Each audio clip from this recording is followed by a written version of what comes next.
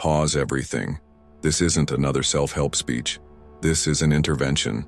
Your heart is bleeding out, and you've been treating it like a paper cut. Those relationships that keep destroying you, they're not love stories. They're crime scenes, and you're both the victim and the silent accomplice. You know that moment. When your phone lights up and your entire body goes into panic mode, your breath catches, your stomach twists. Is it them? Will they finally validate your existence today? Will today be the day they prove you're worth something? This isn't excitement. This is trauma dressed in romantic clothing. Let's get brutally honest. You've become an expert at surviving emotional warfare. You can decode a 3-word text message like it's classified intelligence. You know exactly how to shrink yourself, how to become small enough that they might, just might, keep you around. You've turned self-abandonment into an art form. Every time you've swallowed your truth, every moment you've silenced your needs, every single time you've accepted less than you deserve, you've been voting. Voting for a reality where your pain is the price of connection, where love looks like constant uncertainty, where your worth is determined by someone else's momentary attention. This isn't just about one toxic relationship. This is about a war you've been fighting inside yourself since childhood. A war where you learned that love means survival, that to be loved, you must be willing to disappear, that your voice is dangerous, your needs are too much, and your true self is something to be hidden. Look at your relationship history. It's not a series of unfortunate events. It's a carefully constructed battlefield where you've been fighting the same war over and over. Different partners, same battlefield. Different arguments, same wounds. You're not unlucky. You're trapped in a cycle you don't even see. Your body knows the truth, even when your mind refuses to listen. That anxiety that grips you, those sleepless nights, the constant second-guessing, these aren't just emotions. These are emergency signals. Your soul is screaming, this isn't it. This isn't love. This is survival. And the most painful truth? You've become addicted to this pain. You've normalized a level of emotional abuse that would destroy anyone else. You've turned your suffering into a twisted form of intimacy. You mistake drama for passion, manipulation for connection, breadcrumbs for love. But here's the thing. Your pain is not your identity. Your ability to survive is not the same as truly living. And this cycle? It stops right here, right now, in this moment of raw, unfiltered truth. Let me tell you exactly. What happens if you don't break this cycle? Right now, right here. If you keep walking this path, your soul will become a graveyard. Not all at once. No, it's worse. It's a slow death. 1,000 tiny cuts that you'll barely notice until one day, you look in the mirror and realize the person staring back is a ghost. Hollow, disconnected, a shell of who you were meant to be. Every time you accept less, you're not just losing a relationship. You're losing pieces of yourself. Your dreams will start to shrink. Your voice will become a whisper. Your fire, that beautiful, wild part of you, will dim until it's just a faint, barely there ember, and the world will keep spinning, barely, noticing as you disappear. Your future? It's not just about bad relationships anymore. It's about a life lived in constant fear. Fear of being alone. Fear of being too much. Fear of being not enough. You'll become an expert at prediction. You'll know exactly how they'll hurt you before they do. You'll have memorized the map of their emotional manipulation like it's the only language you know. Imagine 10 years from now. Your potential, all those dreams, those wild, beautiful possibilities, reduced to a series of maybes and what-ifs. Your confidence? Crushed under the weight of repeated betrayals. Your trust? Shattered so many times that vulnerability becomes a foreign concept. You'll be functioning, surviving, but never truly living. Your body will bear the scars long before your heart does. Anxiety will become your default state. Stress will eat you alive from the inside. Those unexplained headaches, that constant exhaustion, the way your hands shake when your phone rings. These aren't just symptoms. These are your soul's emergency signals. Your body is screaming what your mind refuses to acknowledge. Relationships will become a battlefield, not of passion, but of survival. You'll attract exactly what you believe you deserve, which means more pain, more chaos, more of the same destructive patterns. Each new connection will feel like a repeat of the last, a twisted carousel of emotional abuse that you can't seem to jump off. Your world will get smaller. Friends will drift away. Family won't recognize you anymore. Not because they don't love you, but because you've become so good at hiding, so expert at surviving. that connection becomes impossible. You'll mistake isolation for strength, silence for protection, and the most devastating part? You'll start to believe this is all you're worth, that this constant state of emotional warfare is love, that walking on eggshells, constantly trying to prove your worth, is normal. You'll become so good at surviving that you'll forget what it means to truly live. This isn't a prediction. This is a promise. Unless you choose differently, unless you look at this pain straight in the eye and say, not today, not anymore. This cycle ends now, because the stakes are not just about another relationship. The stakes are your entire existence, your ability to love, your capacity to feel, your chance at genuine, soul-shaking connection. Everything hangs in the balance of this moment. Let's get surgical about your pain. This isn't therapy. This is an autopsy of your relationship patterns. Your relationships are not random.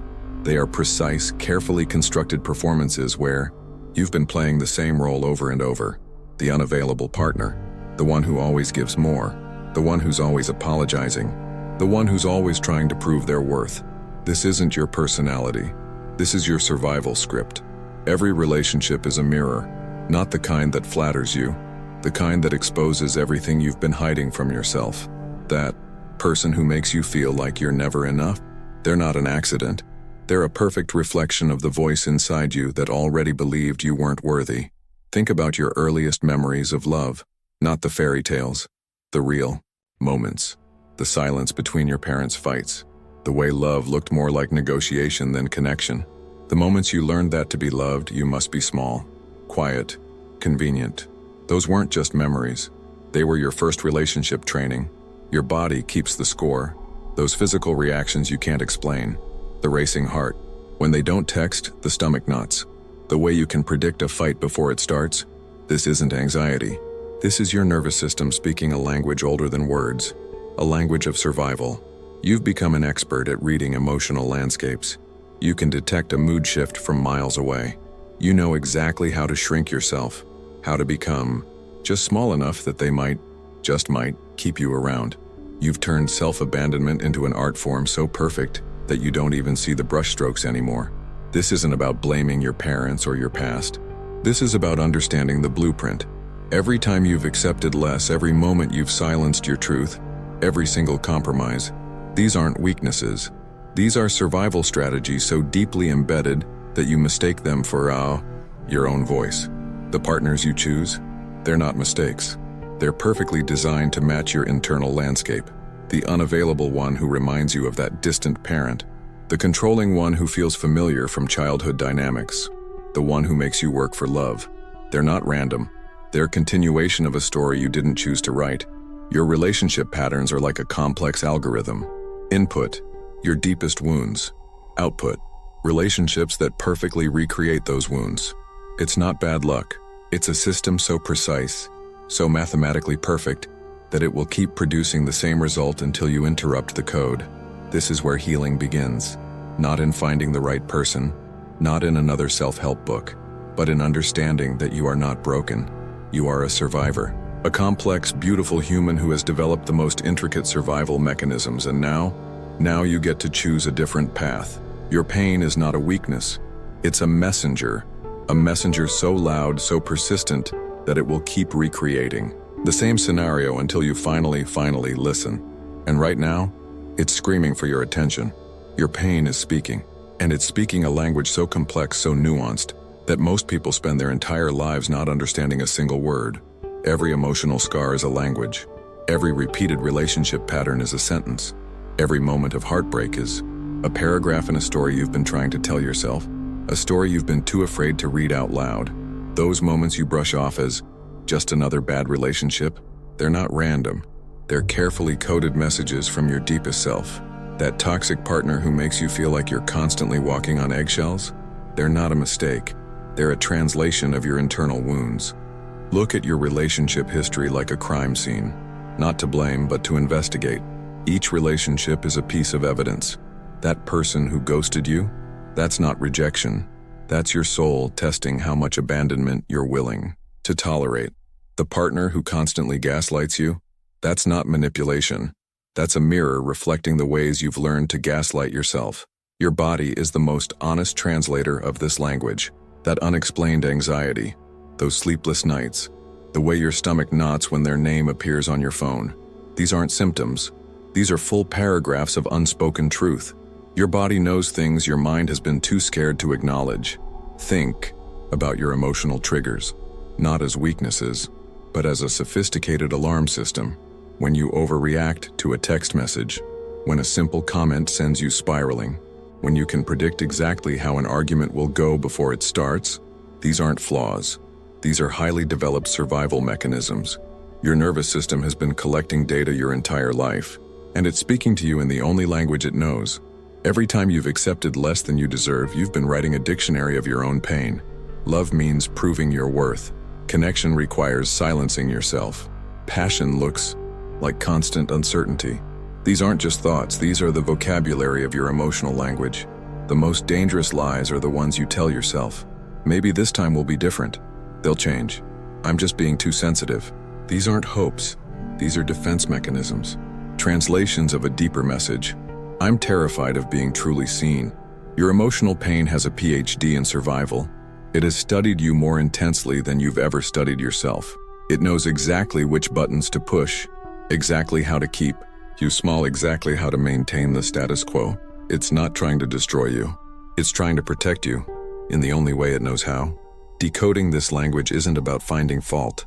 It's about becoming a detective of your own soul, about learning to read between the lines of your own story, about understanding that every repeated pattern, every moment of heartbreak, is a message waiting to be understood. This is not about fixing yourself. This is about listening, really, brutally listening to the language your soul has been speaking all along. A language so powerful, so profound, that it will keep recreating scenarios until you finally understand its message. Your pain is not your enemy. It's your most honest friend, and it's been trying to tell you something all along. Comfort is a dangerous word when it comes to suffering. You've been living in a war zone and calling it home.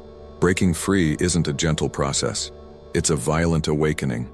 It's ripping apart everything you've known, everything you've believed about love, about yourself. This isn't about healing. This is about radical transformation. You've become so good at surviving that you've mistaken survival for living. Your pain is not just a feeling. It's a full-time job. You've been working overtime, managing a complex emotional economy where your worth is constantly negotiated, constantly under threat.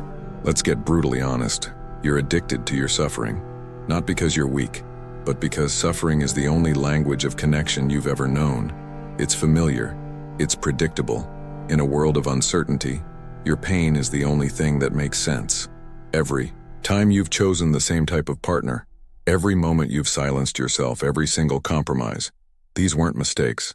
These were calculated survival strategies. You've been playing a game of emotional chess, always 3 moves ahead, always preparing for the next betrayal. Breaking free means becoming a stranger to yourself. It means unlearning everything you've been taught about love, about worth, about survival. It means looking in the mirror and seeing not just the victim, but the warrior who has been fighting an invisible war your entire life. Your comfort zone is not a place of safety. It's a prison you've constructed brick by brick, with every excuse, every maybe next time, every time you've accepted less than you deserve. Your familiar pain is not protection. It's a slow form of self-destruction. This isn't about finding the right person. This is about becoming the person who knows their worth is not negotiable, who understands that love is not a battlefield, who refuses to play by the old rules of emotional warfare. Imagine the terror of letting go, of dropping the armor you've worn so long it feels like skin, of admitting that the story you've been telling yourself about love, about yourself, is a lie. This is not for the faint of heart. This is for warriors. Breaking free means embracing the unknown. It means standing in the chaos of uncertainty and choosing yourself every single time. It means understanding that your worth is not determined by how much pain you can endure, by how small you can make yourself, by how much you're willing to sacrifice. Your healing is not a linear path. It's a wild, messy revolution. Some days you'll fall back into old patterns. Some days the pull of familiar suffering will be so strong you'll feel like you're drowning. But breaking free is not about perfection. It's about persistence. This is not a gentle invitation. This is a declaration of war. against everything that has told you that you are not enough, against every voice, external and internal, that has convinced you that love looks like suffering. You are not here to survive. You are here to live, to thrive, to become so powerfully, unapologetically yourself that the old patterns have no choice but to dissolve. Breaking free is not an event. It's a moment-by-moment choice, a constant recommitment to yourself, to your worth, to a love that does not require you to disappear. Are you ready to burn it all down and build something real? This is where most stories stop. This is where most people walk away thinking transformation is a switch you flip. But healing is a war, and you're about to become its most brutal warrior. Transformation doesn't look like those Instagram self-love posts. It looks like sitting with the ugliest parts of yourself, the parts you've been running from, the parts you've been ashamed of, the parts that have been screaming for attention while you've been busy performing okay. Your healing will not be pretty. It will be raw, messy, uncomfortable. You'll look like you're falling apart because guess what? You are. And that's exactly what needs to happen. You need to completely dismantle the version of yourself that survived by getting small, by being less, by becoming invisible. Every time you've swallowed your truth, every moment you've bent yourself into impossible shapes, every single compromise, these are the ghosts you'll need to face. Not to destroy them, but to understand them. To thank them for keeping you alive when you didn't know how to survive any other way. Healing is not about becoming perfect. It's about becoming real. About looking at your wounds without flinching. About understanding that your scars are not mistakes. They are maps. Maps that show exactly how strong you've been, how much you've survived. Your nervous system has been a battlefield.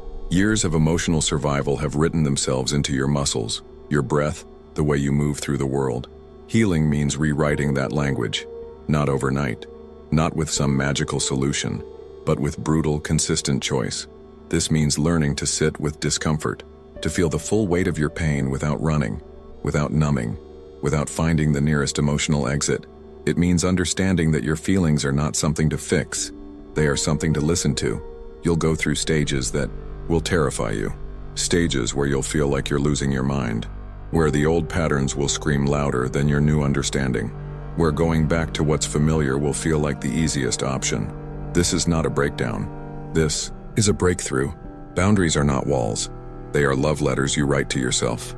Each no is a declaration. Each time you choose yourself, you're not being selfish.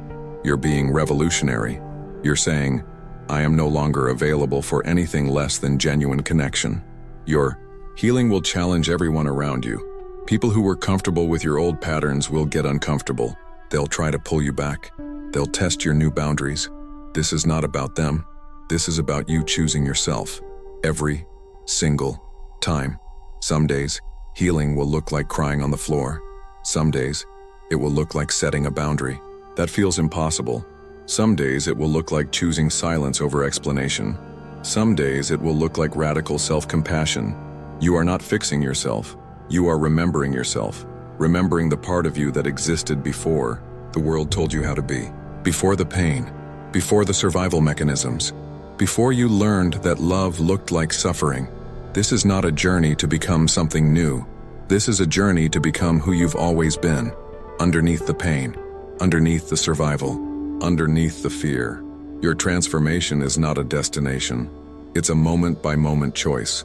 A constant recommitment to yourself, to your worth, to a love that does not require you to disappear. And when you finally stand in your full power, the world won't know what hit it. Stop right now. This ends today. If you're ready to break the cycle, if you're done living someone else's story, if you're willing to choose yourself, then commit. Right here, right now. Write these words, scream them, tattoo them on your soul. I am not my pain. I am not my past. I choose me. This is not a suggestion. This is a revolution.